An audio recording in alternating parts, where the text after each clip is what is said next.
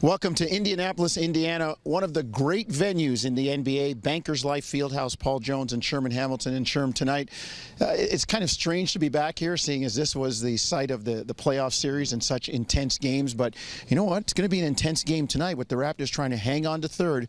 And Indiana, again, enigmatically, surprisingly below the playoff line, trying to fight themselves back into the Eastern Conference playoffs. Yeah, and this is a team that played one of the best games I've seen all season against Cleveland just a few days ago. So there's no question Indiana's fighting and they're trying to get in and they're hungry. And you know this team, the Raptors, understand that. And these are the kind of games you want going down the stretch of the regular season. Having said that, Paul George is a guy who can win games on his own. So the Raptors have to be very better prepared, because this is not going to be a game like we saw against Philly.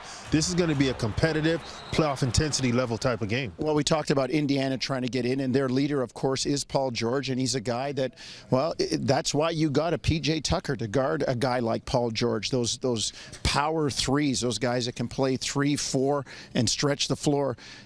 Paul George has really improved, Sherm, since his injury. People talk about, and you mention it all the time, what a guy does after he comes back from a major injury.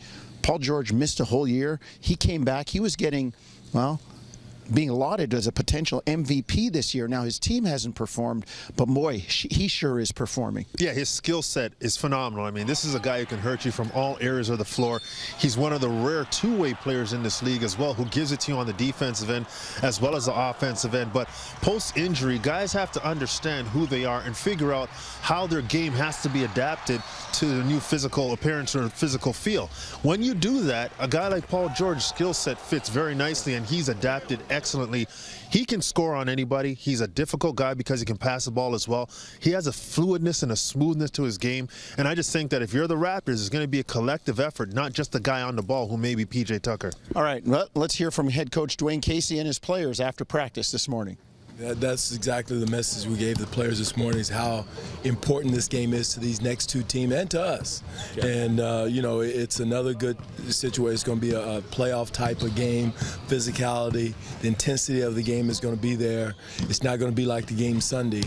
And no disrespect to Philly, but it's going to be a totally different feel. So we've got to be mentally and physically ready for that type of game. It's tough. We're coming in and building a team desperate for a win. They're going to come out with a lot of energy, play really hard. We got to match their intensity in their building. So we're prepared for the best shot. Us is about getting better, about getting ready for the playoff. Yeah. You know, so we try to do everything right now. We focus on play basketball.